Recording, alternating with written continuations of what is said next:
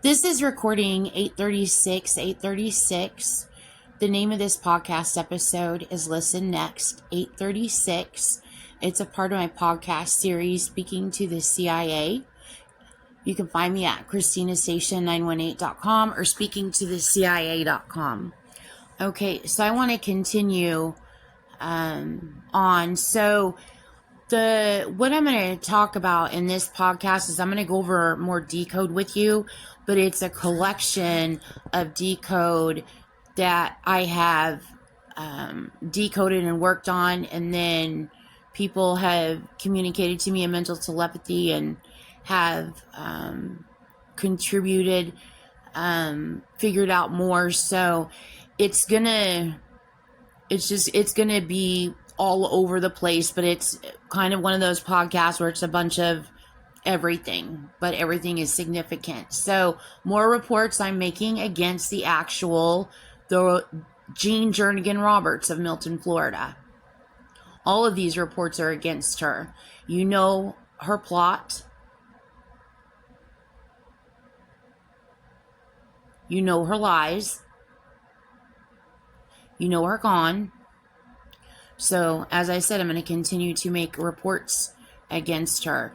So, okay, this is where I want to pick up. So, I wanted to bring up, I've talked about this before in a previous podcast, but I wanted to bring it up again. I wanted to talk again about when I was in Dallas and the situation that I was in at the time. There were gigantic snakes underneath me.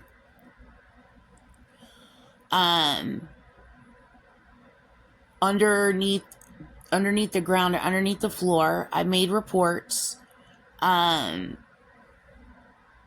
was scared to death. I even think that I had a heart attack. But I'm like, I don't know if that was a heart attack or not. It literally felt like my heart like picked up out of my chest and like did like a somersault, did like a flip. And this is what happened. That there were multiple large snakes underneath me.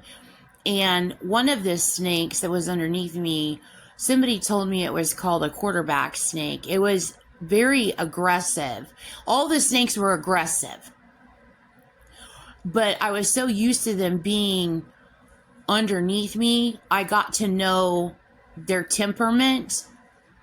So the quarterback snake, it was wider than the other snakes. I could feel the width. I could feel them.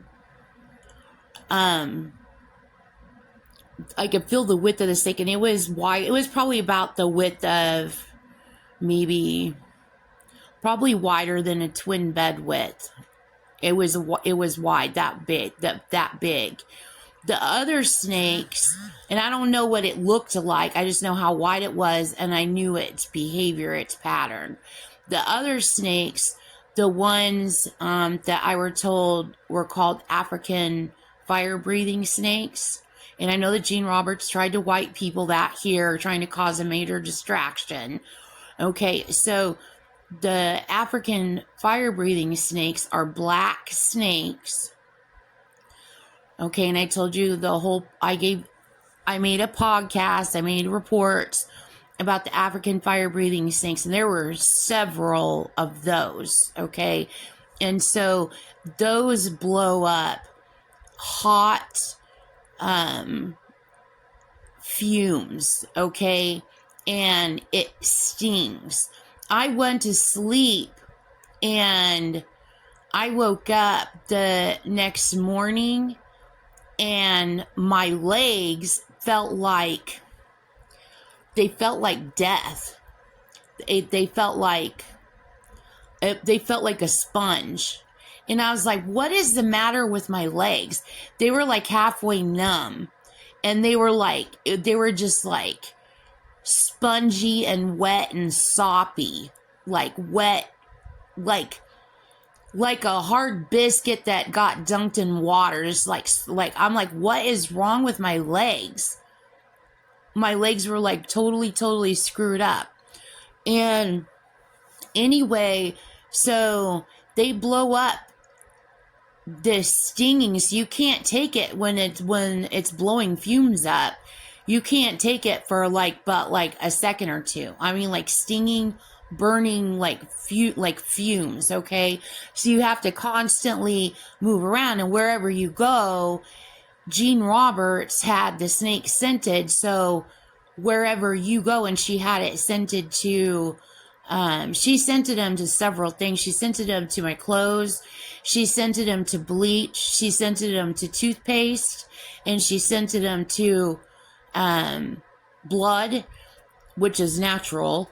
And she scented them to smoke. Okay, so they knew my smell, and before she would get ready to like really attack me with a snake, she would use robotic technology on me, which she still does today.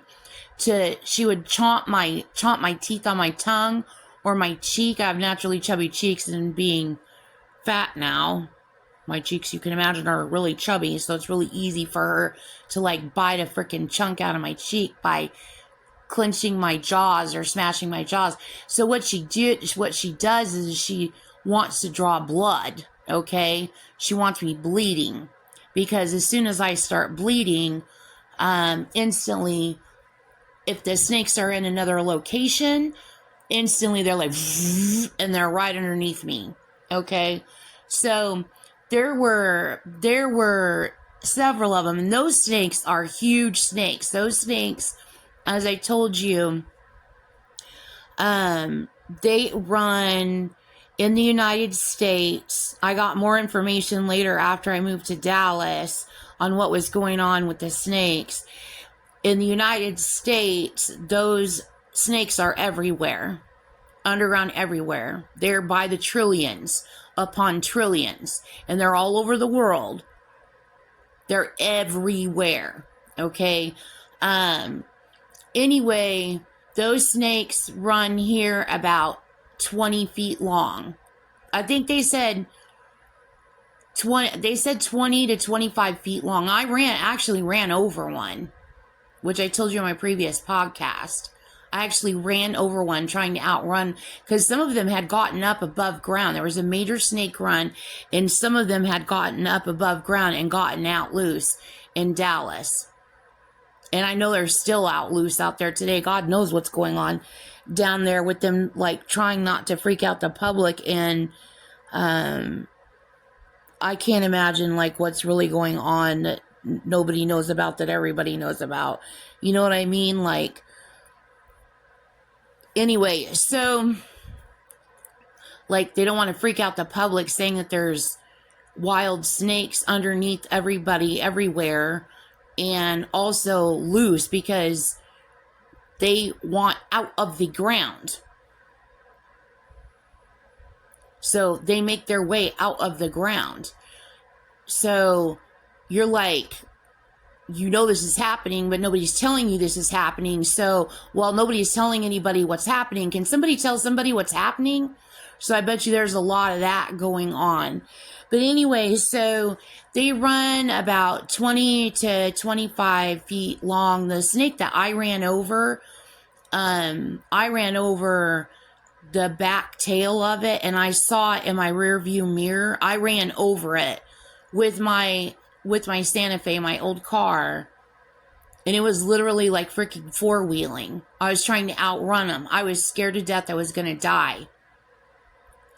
I looked in my rear view mirror, and I could see, because my car went, I was like, oh my God, I hit one. I ran one over. And when you're in scared fear mode like that, it's so weird. You flip into like, you think you're when you're in total fear, total survival mode, you flip into you are invincible. Not like invincible, like arrogant, like you will it's your fight for survival instinct that kicks in. And you see that in the movies, and I know men experience this, I know men know this, you could tell talk about it firsthand. But as a female, it's insane to have experienced that as a female. Like, and I'm somewhat in that mode now still, because I know what's going on. I know, and my desperation is making the world aware of it, world leaders aware of it. And the more I make the world leaders aware, the more world leaders are in control of honest, true knowledge of what's going on everywhere, and can make the best effective decisions around the planet worldwide without any deception or treachery or undermining or any icing by Jean Roberts and her Manson occult, which is a prevalent issue around the world. She ripped off AI. So anyway, which is my whole deal, is she's got this terror plot. This is how this intertwines here. This is where this intertwines there. She's got to be removed from this. Like, I'm not giving, sorry, she's trying to control my speech. I'm not giving advice on proceeding, which is what Jean's fantasy is, which is why she's controlling my voice. I'm saying, while you're doing your your daily worldly duties that are on your agenda, you also need to know this is going on. Okay? And it is an emergency, but it is an emergency that does not need to cause a public panic, but it is also an emergency that does not need to be micromanaged or smoothed over or shoved down or sub-controlled again by Jean Roberts and her Manson occult, because that festers more anger. So, which festers more vigilantism, it festers more. She's committing the terror attacks. And what she wants is spawn off terror attacks, and then she wants to blame people. So I couldn't even tell you about spawn off terror attacks because I know how to decode crimes that Jean Roberts commits. So if you're not doing what Jean Roberts is doing, I don't even follow you. I don't pay attention. But if you're doing what Jean Roberts is doing, then I know you're taking orders, or it's Jean herself conducting the attack. So I know when it's Jean. I've been decoding her crimes for 10 years. So anyway, it needs to be mitigated and controlled, obviously, by world leaders in a way that doesn't cause a panic. So what we've got in place right now is Jean committing the crime, and then Jean trying to smooth everything and acting like she's going to be the savior, and she'll handle everything, and da-da-da-da-da. So that situation's not working. So I am so grateful to see on the news here in the USA. I know people are doing this overseas also in all other nations. I'm so grateful here in the USA that the news has really started to picking up on what's really going on. Not Jean's con trying to cause the circus show distraction, which is what she uses to fund all of this terrorism plot and scheming. But what's really going on, they're able to communicate that they know who's committing the crimes, they know the source of it, they know who I am, Christina Stacia, they know everything. So they're able to communicate that through the news and in the public, using the silent method that's everybody's picked up on, instead of it being Jean Roberts and running a circus freak show who is the culprit. She's the terrorist. So, and thinking she's going to get away with it. So anyway, So in England, when I was in Oklahoma City, England came on to talk to me. I got to meet the royal family for the first time. The first members I met of the royal family were Princess Diana's children. I got to talk to Saudi Arabia, and I got to talk to the royal family around in the same time period.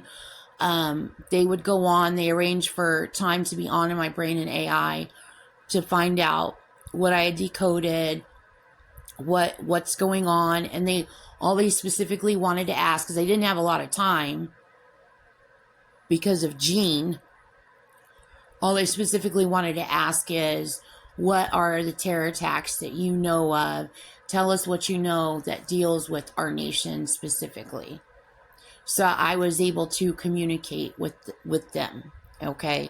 So, anyway, Saudi Arabia asked me, and I said, I don't have anything concrete that I've decoded about Saudi Arabia, except for in Dubai, a skyscraper that is there, but she is putting that in my brain recently, and she's being funny about it, and it's making me mad and making me angry, but it's not anything that I've decoded as a cipher on paper. I just feel her, or I hear her instigating me, and it's like she's patting me on the head and just being stupid, and she's talking about terrorism. You know what I mean? Like, I'm going to do this, and look, this is this, and this is that. You know what I'm saying? She's doing that in my brain. Like, it's funny, like it's a joke, like, ha. And so I said, I didn't decode anything on Saudi Arabia. That's all I can tell you. And they said, well, that is definitely, everything is important, and there's definitely something that we need to know. And somebody right now is pulling my mouth up and down. That is definitely something we need to know, because even her doing that to you doesn't mean it's to be it's a threat. It's a threat. So anyway, when I talked to England, I got to talk to them multiple times, and I know that they stay connected to me. They don't go through any of Jean Roberts and her circus and her route, and I know they are just, I know they've had it with Jean Roberts and her Manson occult. I know they have. But anyway, they came on. Her Princess Diana's children came on, and Prince. I don't know who I was talking to though. I'm sorry, she's controlling my speech. Prince Harry. I don't know both of your names, Prince Harry and Prince William. I'm sorry, I have short-term memory. She messes with I don't have short-term memory. She's planning on doing something with this recording, obviously, telling another lie.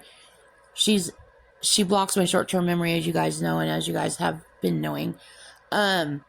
Anyway, so I don't remember. I know you told me who you were, but I can't remember. All I remember is talking to you about the snakes. And so somebody else was on in my brain, and I think it was hip hop. I think it was people in hip hop, celebrities on, because there was a lot of hip hop on at that time, figuring out everything that was going on. Man, there was a lot of tears shed. Oh my gosh. I'm bawling. I'm looking at my son. My son is like, I'm trying to communicate to him as simply as I can that Jean has committed terrorism. She did the World Trade Center attack, knowing, my son is an Afghan war vet. And he's dealing with his mom just getting clean and from a meth addiction, and it's like, here we go again. You know what I mean? He's like, you know what I'm saying? He's like, he just wants life to be normal, and I've got to find a way to tell him that I've been decoding ciphers of Gene Roberts since I was in Slidell, but actually before Slidell. But when I got to Slidell, like really started like hardcore documenting everything, decoding everything. I got to find a way to tell him what's in the future, because I know the future and I can see the future. And I'm looking at my son. I love him so much. He's an Afghan war vet, and I know the calling may go up again. You know, I'm sorry, she's controlling my speech. And so he may be called into duty again. I know this in the future. This is a real plausibility. It's called Gene. This makes me angrier than anything in the world. Everything Gene Roberts does is sick, and it's lies, and it's aimed at covering up her future terrorism plots, okay? And she makes a lot of money at it, and she has lied to and hurt a lot of people. Because, like, why would you do that? Like, why would you do that? But anyway, she makes a reference to Walking Dead, as in people that are alive, but she is killed off, and she just kills them to their death. And she calls them what they are, what she is. And you know what she is. And she's been that for 60 years. And so I don't want to hear any of it. That's your world. That's your life. You're freaking disgusting. You're freaking gross. And if she doesn't like you, she'll call you that. Or if she likes you, she'll call you that. This is all about ownership and trafficking, okay? So the people that are like that are her people. They run around helping her commit terrorism. And that goes into different there's all kinds of different groups of people that she's got in her umbrella of this, okay? So she's got some people that help run the rackets. She's got some people out there fooled into thinking they're out saving children and copying children. Like, Native Americans really got pissed because, which I'm getting ready to talk to you about in a minute, because she tried to hustle them big time. She lied about them, just like she lied about everybody else. And then she tried to hustle them, and there was no way for me to get through. I had lost communication. There was no way for me to get through until my podcast on what is really going on. And then Native Americans realized that Gene had set out to deceive them and rob them and use them. And they have become angry, and they have also become quiet. What I mean by quiet is they're preparing to take action the way the rest of the world is preparing to take action. For now, it is what it is. Gene has so many people con. There's so much mess everywhere. I mean, Gene has really done a number on people. So anyway, so she refers to those people as the Walking Dead. Now,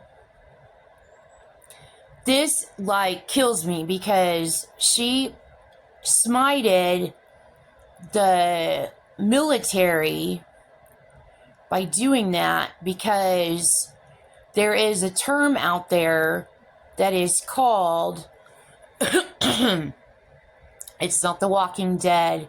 It is it's now she's blanking my brain.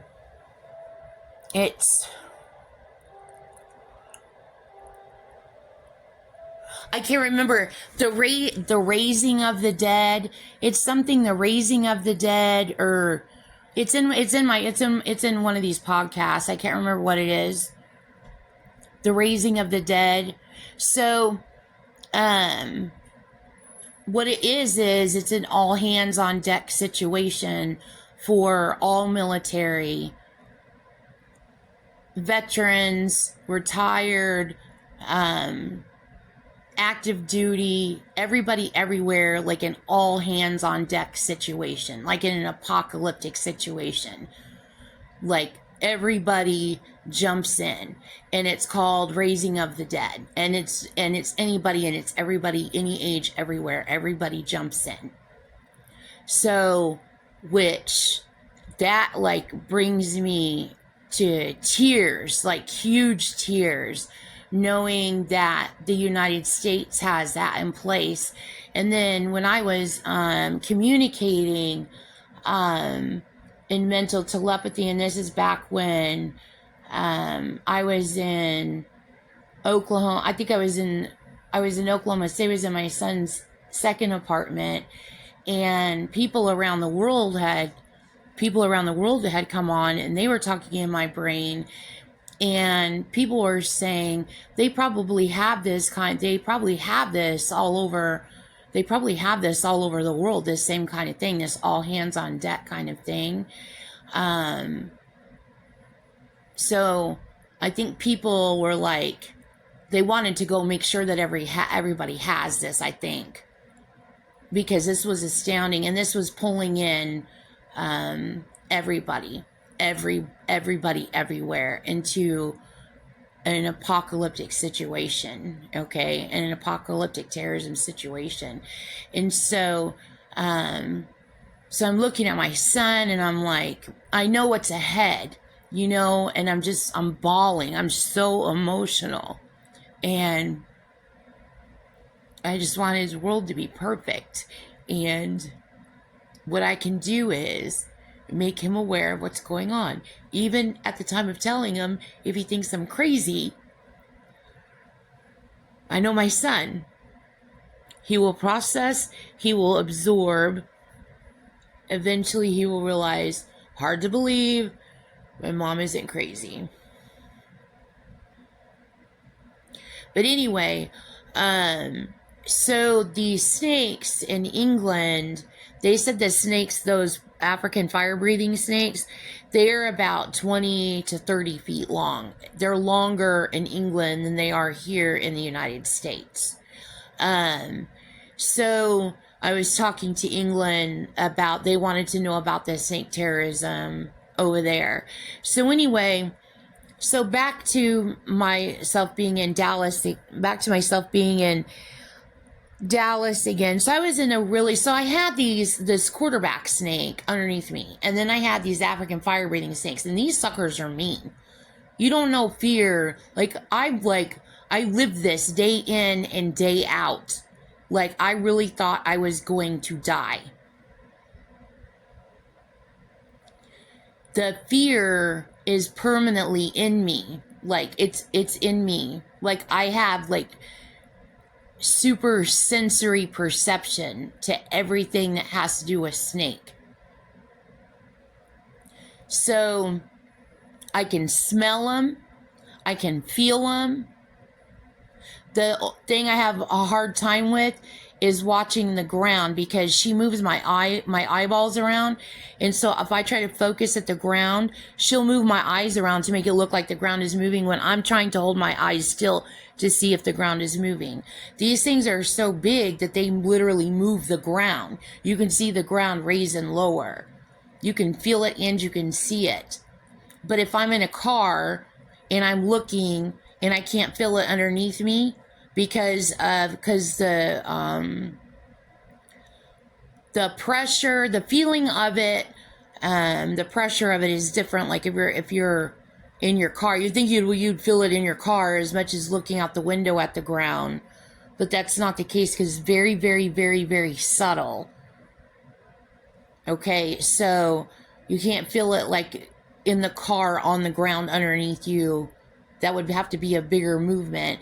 So I watch out the window, and I'm looking at the ground, I'm always paying attention to everything everywhere. heightened senses when it comes to snakes. So anyway, so the African fire-breathing snakes, those are some mean suckers. The quarterback snake was like, I'm boss.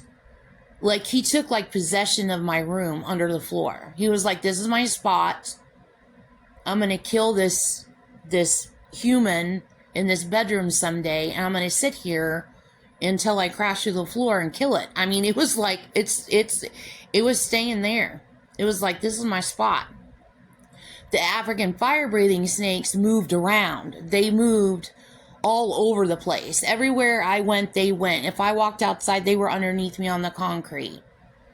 I would walk up to the store, they would be underneath the street.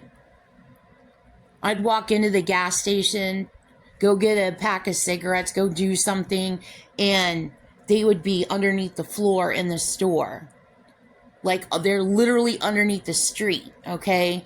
So they're everywhere. I've felt them under the ground here at in stores here underneath Walmart. I've felt them underneath Alcoholics Anonymous. I feel them underneath me where I'm at work. I feel them underneath me here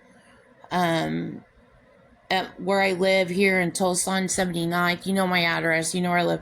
So anyway, I can feel them. Now the ones here are like play toys to whoever's or whatever is doing what, which things could flip into pure ass violence real freaking quick.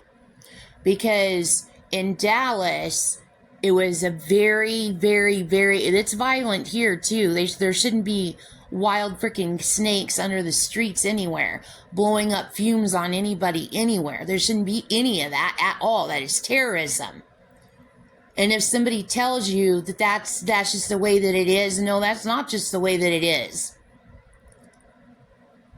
And see, what that also does is that creates like snake wars. That's like drug wars. It's like create snake wars. So Gene Roberts runs around saying it's the government doing it. It's the Marines doing it. It's the government doing it.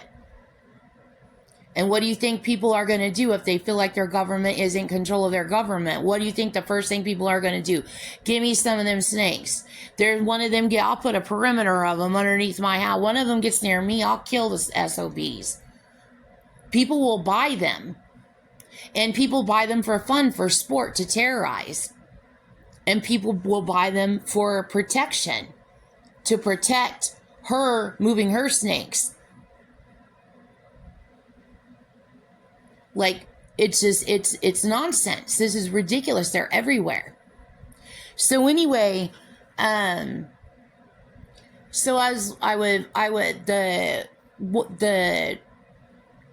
the snake, I fell asleep, and as soon as I fell asleep, one of them, I don't know if it was the African fire-breathing snake or the quarterback snake, it growled at me. It hissed so loud in the room, it sounded like a growl. Like, I can't even growl. It sounded like a violent growl. Not even like a hiss, like a growl. It scared the shit out of me so bad, because at any time I can expect one to like go through the floor. And what they do is they blow up steam up underneath the floor. So if your floor is wood or any of that material, it disintegrates it. It makes it weaker and weaker and weaker and weaker and weaker and weaker. And eventually, bling, there's a gigantic snake in your house. I've witnessed and have felt them doing that, where they get closer and closer and closer to the surface of the floor, because everything is saturated and everything is wet.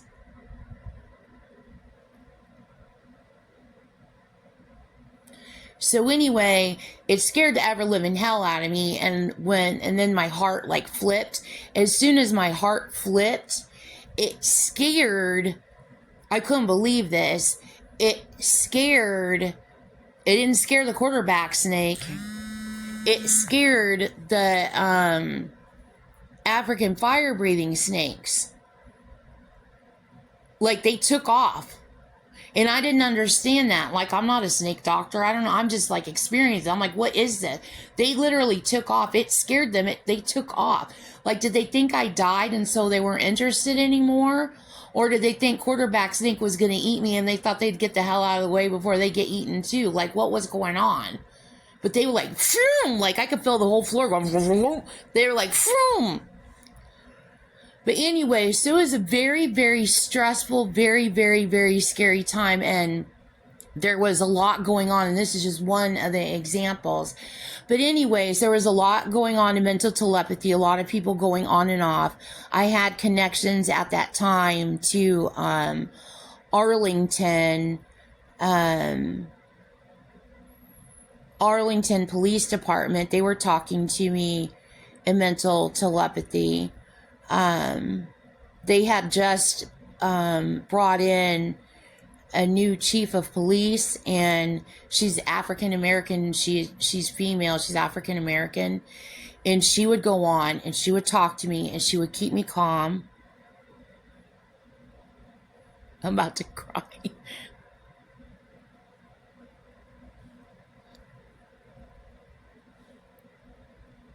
I had one police officer. There was one police officer, a Dallas police officer, in mental telepathy. I was scared to freaking death. I literally thought I was going to die. And I was crying and I was like frozen, like in panic. And I was just like, went into like La La Land, just trying to zone out and trying to ignore everything in my brain. And he lit up my brain, and he came in full police uniform, African American police officer. He came in but this is happening in my brain. My brain lit up. He came in, he stretched out his arms so wide, and he gave me the biggest hug of my entire life. Like, he gave me the hugest hug. Like, it's gonna be okay. It's gonna be okay. Just calm. It's going to be okay. Like, they're literally watching this happen, and they can't do anything about it, and it's killing them.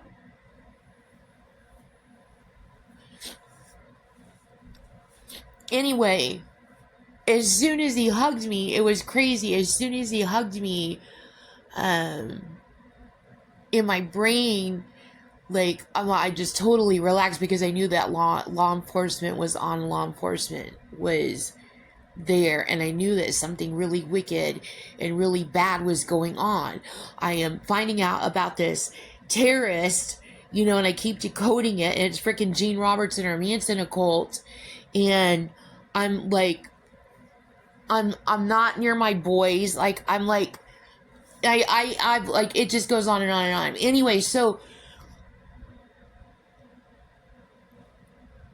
in this same time period,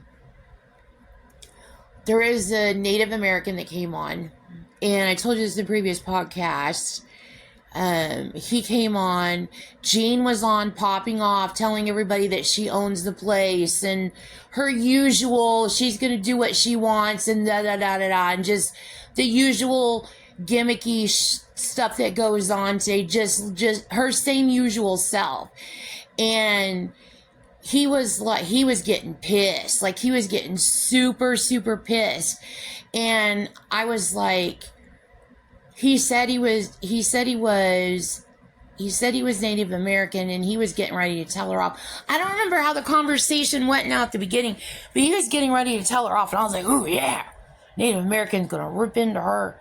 And so, and it was Jean, and it was her brother. It was all the top leaders of Charles Manson. And he had just he knew what was going on. He knew that they did the World Trade Center attack. He knew that they did the Oklahoma City bombing. He was he was really, really pissed. And he was watching me decode. He was really, really, really, really pissed. And they were on just having a good time. They were doing all kinds of horrible stuff in my brain. It was bad. But anyway, so they were doing their usual popping off stuff.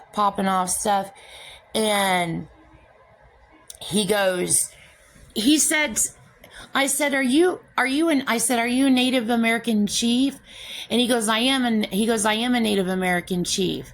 And I'm like, and I'm asking, and I'm getting to know all kinds of stuff. And I'm like, are you, and I'm like, can you speak for, I'm like, cause we were talking about Arizona. Okay. We were talking about, and I don't even think I had gotten to, I decoded, a lot about Arizona already, about the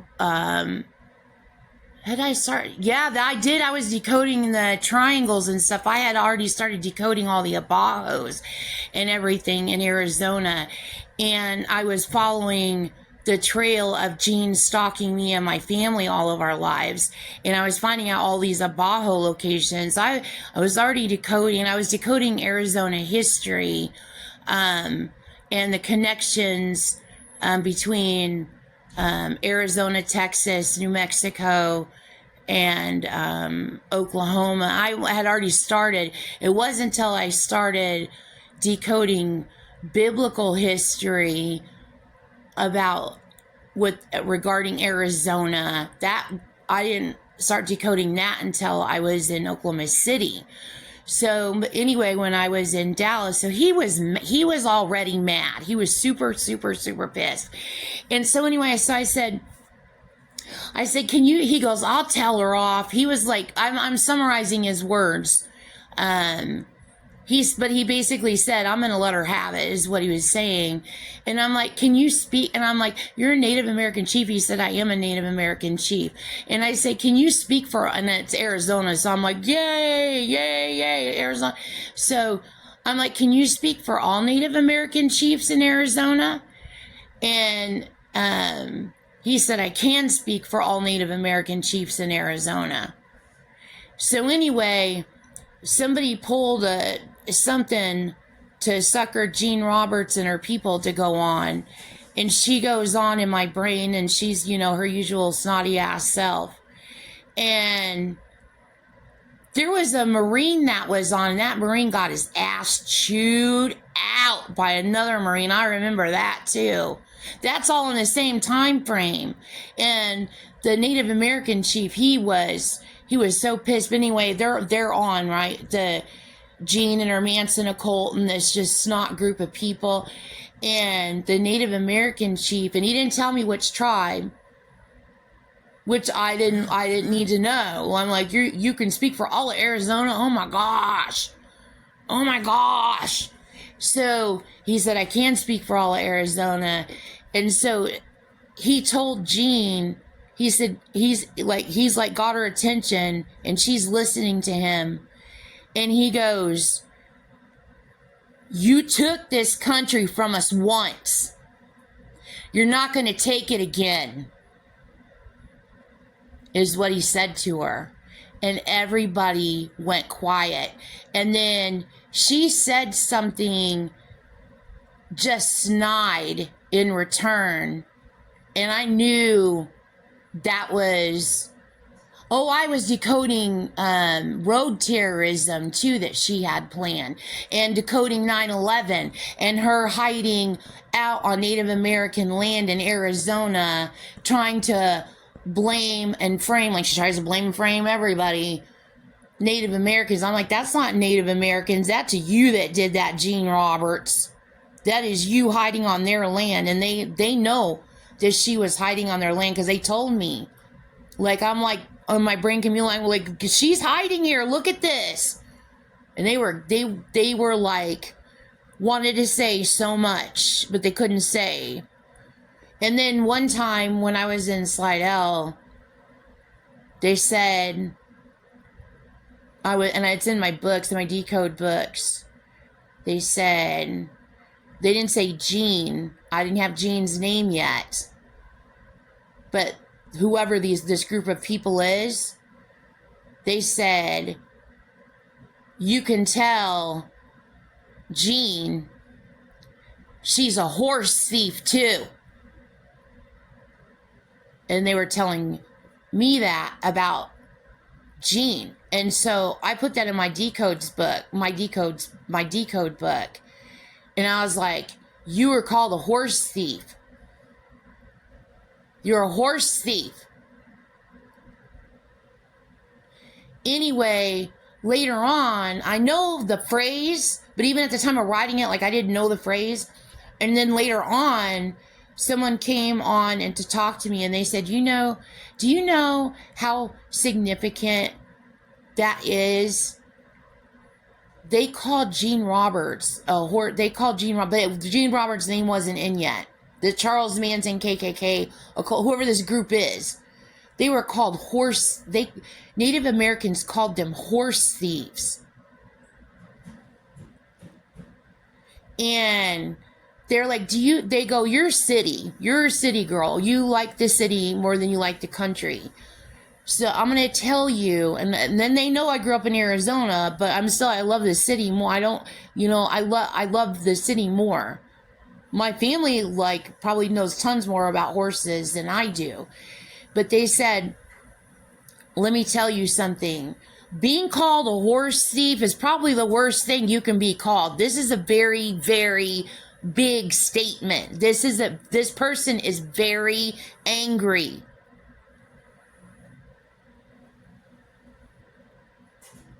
So, but I had connection there. I had connection in Dallas.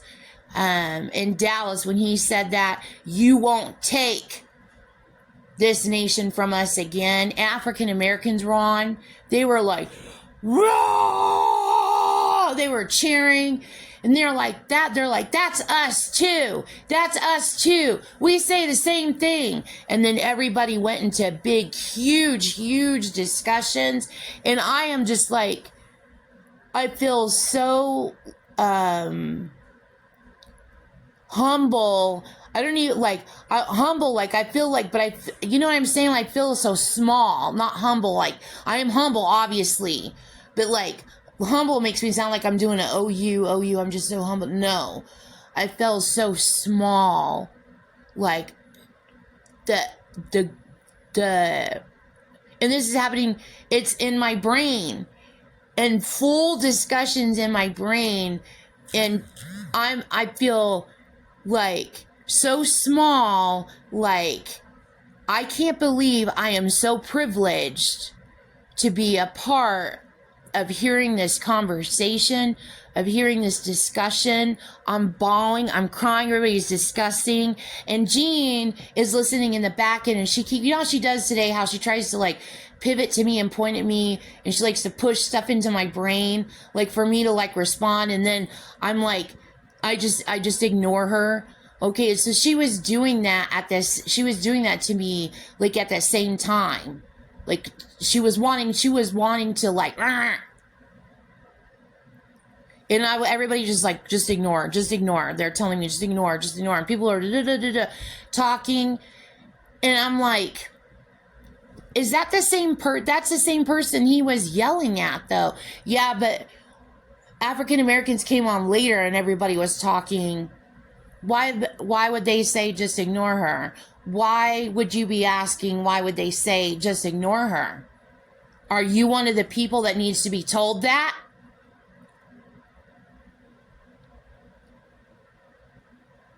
Do I look like I'm a scientist sitting in a computer room where I can see who's signing on and who's doing this and what?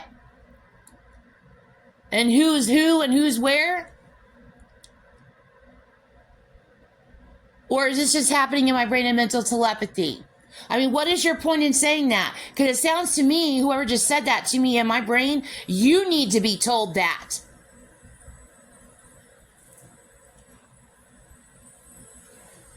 They point to my finger to Brazil, and Brazil said, nope, that's Gene. That's Gene's people that just popped off to you, Christina.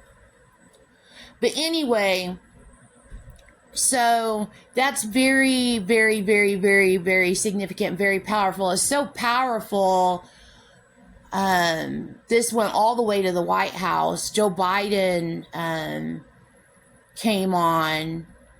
George Bush was on. I got to talk to George Bush. I was talking to George Bush about 9/11, but regarding this conversation, George Bush, he could never get on. He would always try to go on, and Gene Roberts would kick him off. And people would get so pissed. He wanted to be a part of all this conversation because she wanted to treat everybody like garbage and then try to sucker and lure people later and then trap people. I'll let you find out everything that's going on. Just do this here, and then they're trapped in there with their, and they're like, somebody better arrest Gene, present day. Somebody better arrest Gene. Anyway, so Joe Biden came on, like it went all over the White House. It was amazing. But anyway, so, I want to talk about, there's so much I want to talk about. I've got a lot going on here. Another thing that she did was, I'm at 15 minutes. Let me just do this here. Another thing she did, another of her Charles Manson knick-knack paddywhack, the word, she committed stolen valor. Okay, guess what else she did? She spun the word traitor. She's a traitor. See all the homonyms and the synonyms and the letter exchanges and everything else? Traitor. All forms of the word traitor. And including, she did the World Trade Center attack. So do you get what I'm saying in all of it? Traitor,